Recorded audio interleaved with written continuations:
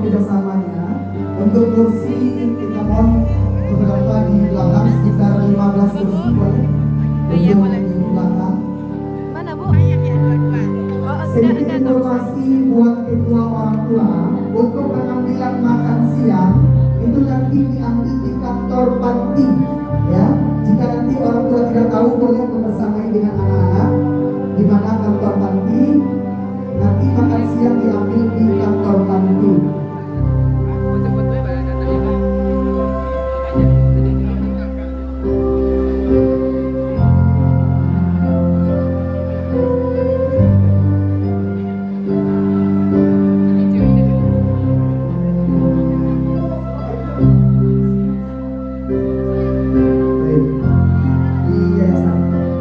Anak-anak kami mohon dengarkan informasi Ustaz yang akan mengikuti perlombaan kira apel kutub setelah foto bersama yang perempuan yang akan mengikuti perlombaan kira apel kutub silakan berkumpul di yayasan semuanya, baik yang laki-laki ataupun yang perempuan ya.